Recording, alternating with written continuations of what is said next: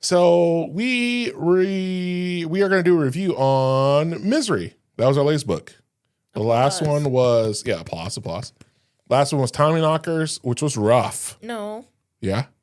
Didn't we do Lacey's story last time? Oh, Lacey's story. Yeah, I haven't put that one up yet. Whoops. Okay. On YouTube? Yeah. It's because we didn't finish the show yet. We're going out of order. No, that's fine. The show does not need it. Okay, yeah, sorry. We finished Lacey's story, which was also not that great, in my opinion. And Kayleezy chose Misery. Now, Kayleezy reads Misery, which was 400 something pages. I listened to Misery, which was about 12 hours. And we sped through this book so fast. I haven't been this invested in a book probably since the Invisible Life of Addie LaRue or what about The Stand? Or the Harry Potter books. No, I wasn't that invested in The Stand. The Stand was good, but I wasn't as invested. I would say it would compare to when I listened to the Harry Potter books or listened to the Invisible Life of Addie LaRue, which was very good. You actually finished it before me, which is a first. Yes, I did finish Misery before you. So which is crazy. I mean, I was driving, so I had plenty of time. But also, I'm usually like, I'll just wait for you. It's not a big deal. He couldn't wait. Yeah. So Misery is a psychological thriller about a famous author, Paul Sheldon, who crashes his car in a snowstorm. He is rescued by his number one fan, Annie Wilkes, who holds him captive in an isolated home, tortures him, and forces him to write a new book to bring her favorite character back to life. That's the synopsis of Misery. Let's just keep our usual format. We talk about the book and thoughts and characters and stuff we liked. And then at the end, we'll combine together and talk about the end and give our rating. And I'll go back through our previous ratings so you know exactly what you've done before since you've compared. It's getting hard. Yeah, we're up to, this is number 1, 2, 3, 4. This is number 6. Wow. Yeah, which you've read more than this, but together we have read and listened to 6. So would you like me to go first as normal, or would you like to go first since you like this book a lot too? Do you have the words ready, or will you think of things as I talk? I think I have words ready. Okay. So basically I'm doing everything but end. Everything. This is your time. My time. Talk as long as you want. We got 22 minutes left. Oh dear. Very much liked this book. I was surprised. It's a smaller one, which I think I was like, this is going to be really quick. I think since reading The Stand, anything that's like really small, I'm like, oh, he's not going to develop these characters that well. This won't be that good. So I kind of didn't have high expectations. Plus, the last 2 we read were really meh. So I was just kind of like, I don't know, this one might not be that great. Also, I kind of had seen some of the movie as a kid, so I knew some of what happened already. So there's not as much of an element of surprise, that kind of thing. But I was really pleasantly surprised at how good it was. It just picked up really quick, which is unlike him, unlike really any book of his I've read so far. Yeah. And it's what I hear. Like, my mom and sister will say this about him, that he takes his time world building before, like, the main events of a book will happen. And so he's a slow build. But this was just really quick. And it didn't feel like, for how quick it was to get into the action, it didn't feel like it sacrificed anything. Like, I think it maybe helped that there's really only 2 characters in the book for the most part. So he's not trying to jump around and do a bunch of backstory and a bunch of characters. That's a good point. In fact, even some of the backstory, like, just seemed like with Annie, seemed to just gradually develop as the story went on. So it didn't feel like this really long chunk of, getting into her history, how she got to be where she is kind of thing. The timing, the pace felt really good. It was very interesting. I thought it was going to be boring because it's like, okay, this guy is just stuck in a house for the whole book. There's not much scenery changing. How much is changing with him? But there were a lot of really good factors. He's like wakes up from this car crash and is immediately addicted to painkillers because this ex-nurse is administering illegal doses of like sample packets that she stole from her time working at the hospital. So he's addicted to painkillers, and so he's reliant on her not only for his care and treatment. His legs are broken, so he's bedridden. But he's also like needs her for his fix. So he's also like not thinking clearly because of that. I feel like they did a really good job of displaying like that position he was in. I think he did a really good job of building Annie's character. Like there would be times where she starts to show that she's a little bit crazy, and then he kind of gets on her good side, and you think he's won her over, and then she just flips, and suddenly she's crazy again and unpredictable.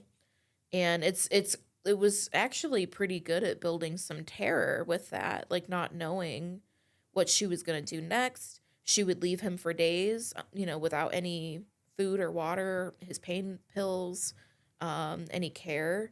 You don't know when she's coming back. I feel like it was just really well done. It felt for the most part pretty realistic. This was maybe the first book where someone actually reaches out to the police. Like I think in Lisi's story, Lisi made excuses to no, I can't go to the police. And it's like, why would you not go to the police? Well, she did originally though.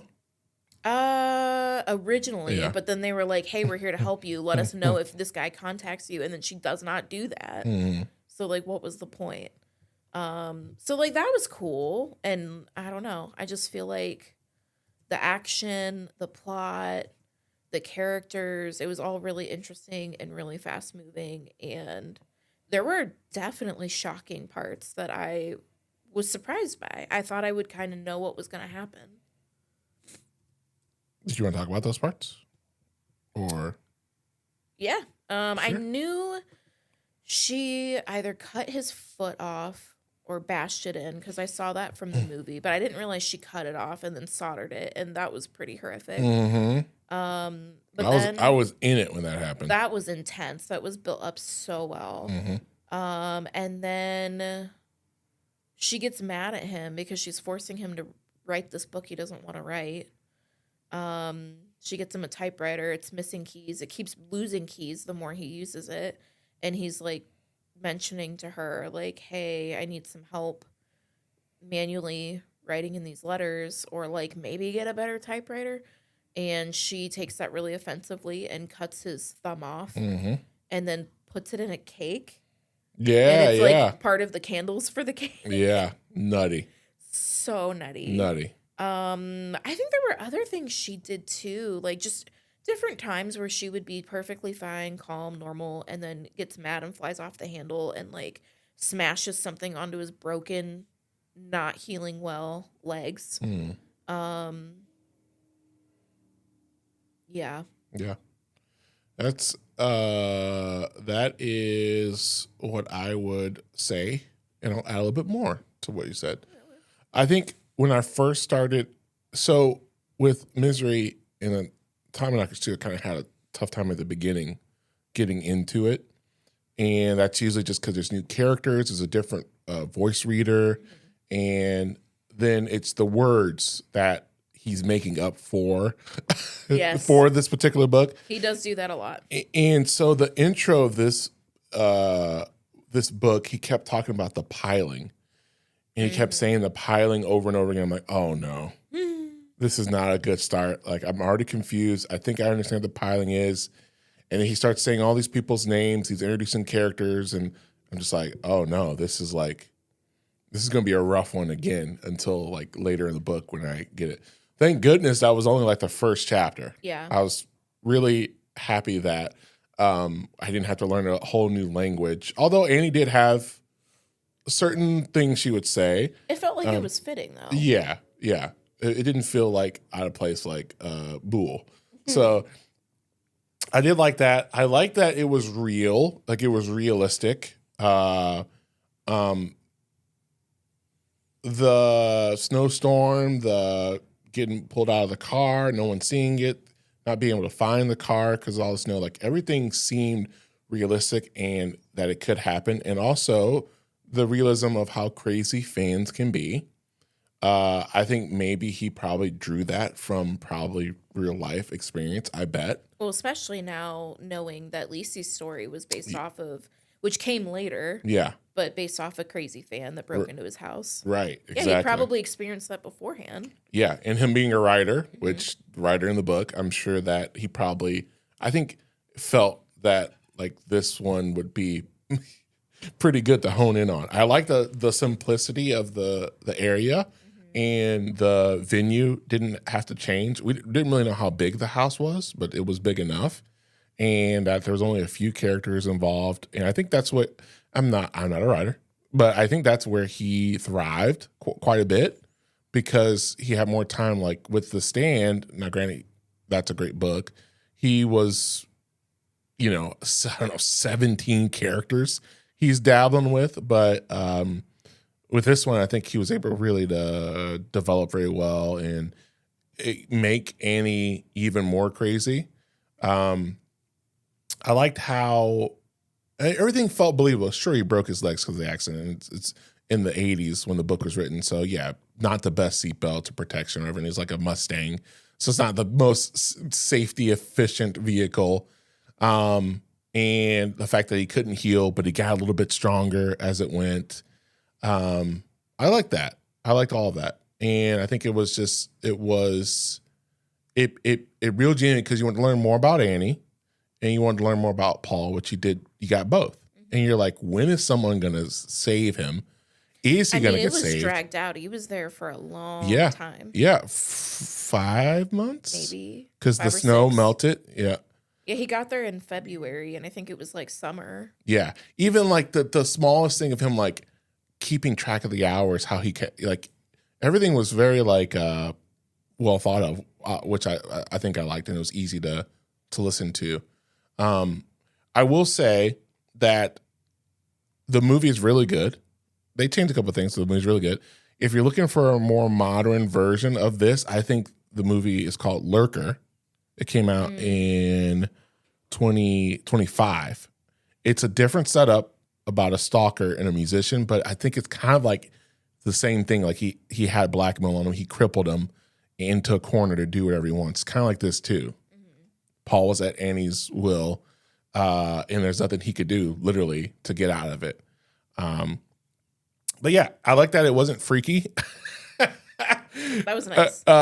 In some of the previous books, there's just some unnecessarily freaky things. Like in, I'm not going to say it all the way, but in Lisi's story, he like randomly compared the two brothers certain thing to each other, and I'm like, what?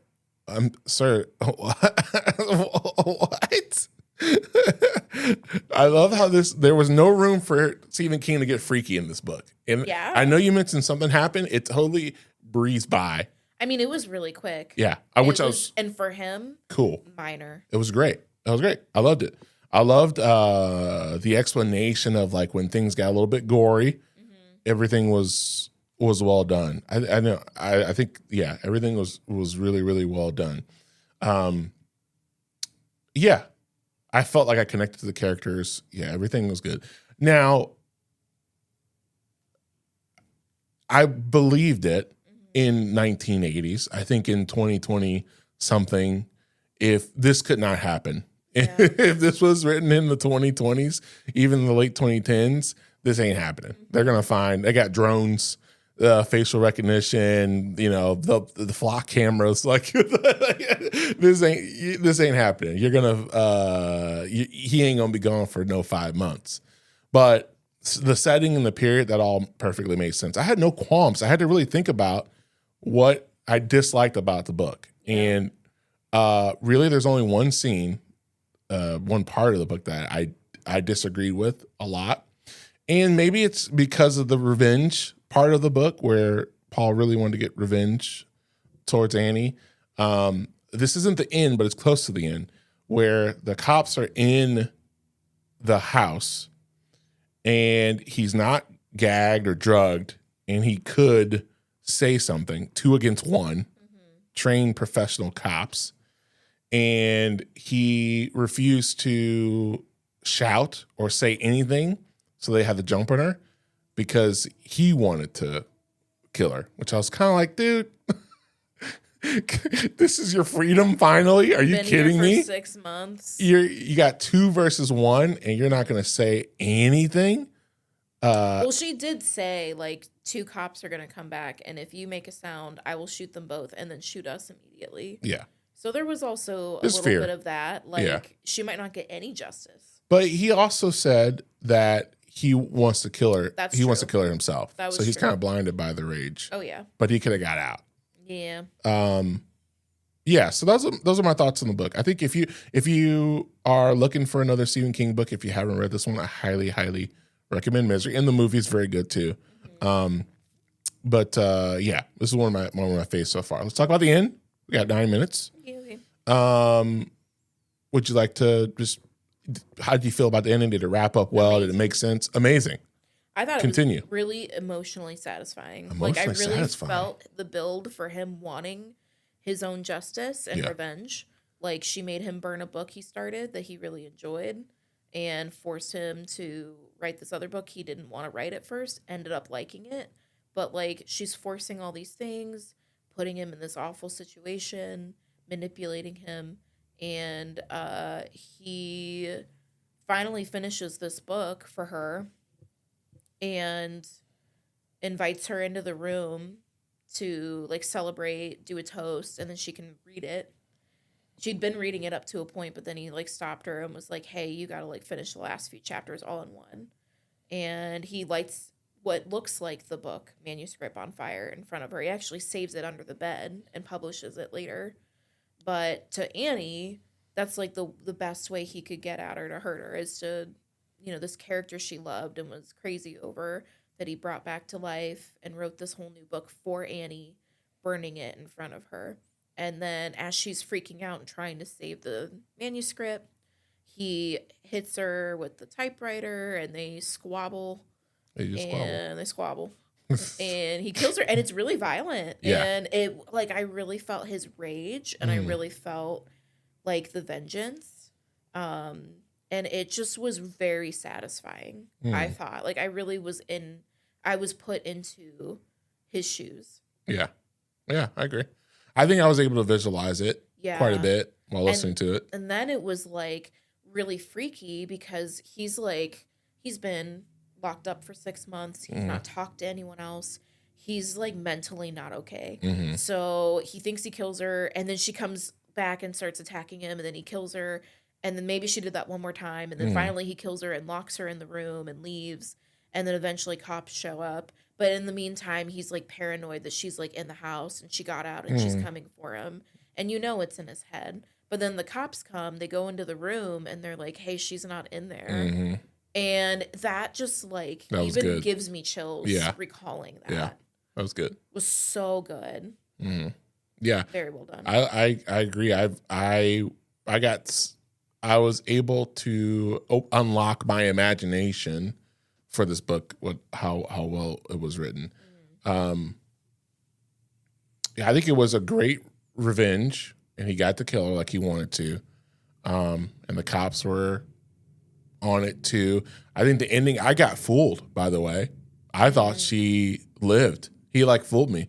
It was crazy. I was like, no way she survived that. For a minute, I also thought that. And then the hotel room scene where she was in there, where he thought she was in there, I was like, oh my goodness. Yeah, he's got PTSD. Yeah. He keeps imagining her places, but you're like, is that really her? Yeah. Yeah, that was really, really well written. I think that, I don't think I at one point when they were fighting, when they're squabbling, I thought for sure that he was going to die. Yeah. I thought that she killed him.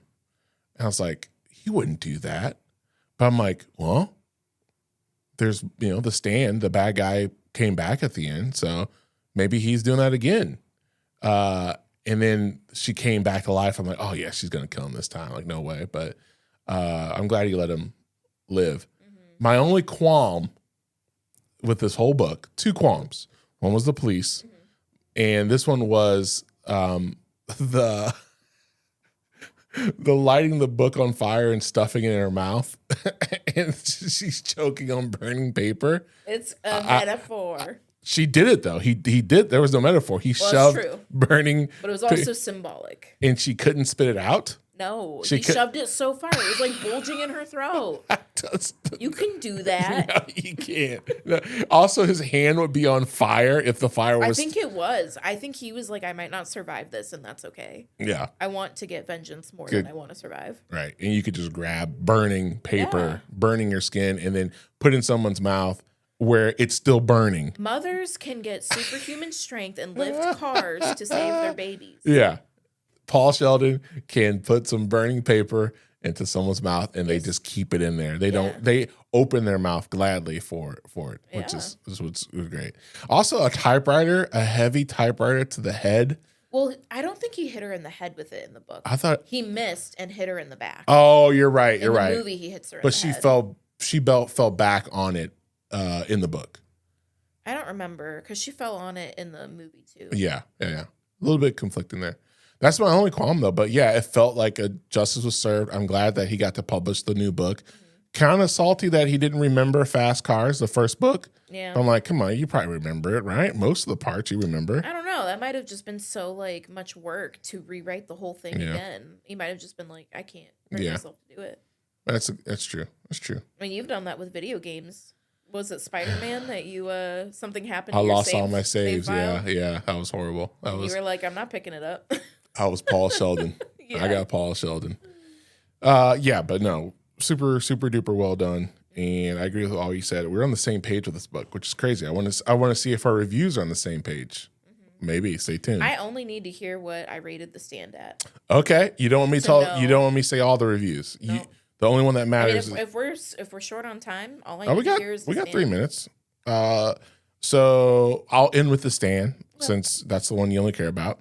Lisi's story we just finished. I gave it a 6. You gave it a 6.8. Tommy Knockers before that was 5.8 for me, 6.7 for you. Pet Cemetery 7.2 for me, 8 for you. Carrie was 8.1 for me, 7 for you. That's crazy. The Stand 8.9 for me, 9.5 for you. Oh, geez. That screws me up. Uh-huh. That's what I'm saying. Oh, no. Uh-huh. I was going to do, I really struggled with this one because it's like, I think I maybe enjoyed it more than The Stand, but there were things that were done in The Stand that I liked better that weren't done in this, like the character building, like that. I cried. I weeped so many times reading The Stand. Didn't do that with this book, but I felt his rage and his vengeance. And I think I enjoyed it overall more. He is Batman. So I would say maybe a 9 point. Oh, you gotta get the mic. Sorry. Oh no, Mike. 9.7. 9.7 for Kayleezy. I was gonna do 0.5 above The Stand, and then I was like, well, dang it, I don't think it's a 10. 9.7. Well, we're off by 0.1. Wow. Yeah. 9.8 for me. Holy. Yep. 9.8 for me. I think that's the first time you've rated something higher than me. Yeah. You're true. I'm true. You're true. Carrie, 8.1. You had 7. Oh, yeah. A silly 7.